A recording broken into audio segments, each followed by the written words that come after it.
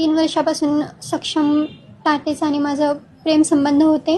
माझ्या घरच्यांना ते मंजूर नव्हते.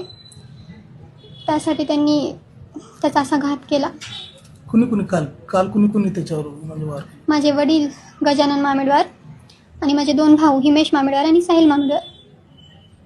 कशाला गेला होता हा बाहेर, कशासाठी गेला होता आणि त्याला कसं म्हणजे प्लॅनिंग करून घेतलं? हे सक्षमवर MPD पडली होती, तर त्याने सुटून आल्यापासून माझ्या घरचे त्याचा गेम लावण्यावरच होते.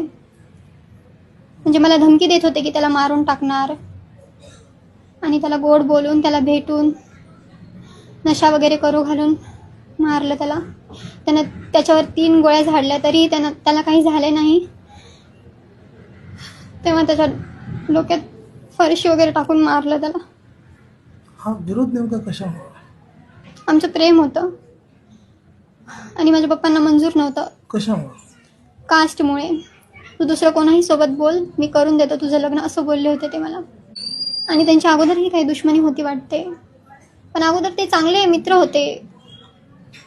तुझा भाऊ आणि माझे 2 भाऊ आणि सक्षम आणि हे चांगले मित्र होते. नंतर आमच्या प्रेम संबंधामुळे त्याला मारण्यात आले.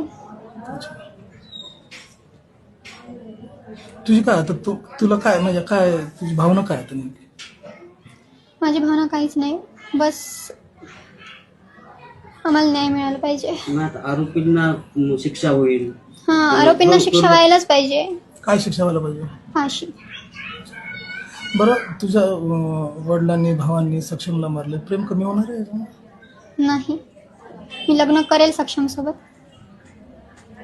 आता सक्षम तर नाही आहे या जगामध्ये, मग कसं काय? पण नसलं तर काय झालं, आमचं प्रेम तर आहे ना. माझ्या घरचे जिंकूनही हारले आणि त्यानं हारूनही जिंकला. आणि मी त्याच्यासोबत लग्न करेल आता आणि त्याच्यासोबतच राहील हमेशा. आणि माझ्या मनाने राहील मी. माझ्यावर कोणाची जोर जबरदस्ती नाही, काहीच नाही. आणि माझं वय झालेलं आहे तर मी माझ्या मनाने निर्णय घेऊ शकते.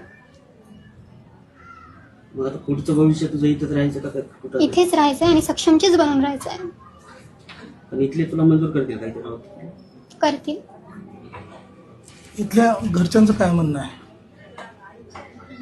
यांचं म्हणणं आहे तेच, माझ्या मनावर सोडलं यांनी. आणि माझी इच्छा आहे की मी इथे राहावं त्याची बनून आयुष्यभर. तुझं वय तर कमी आहे.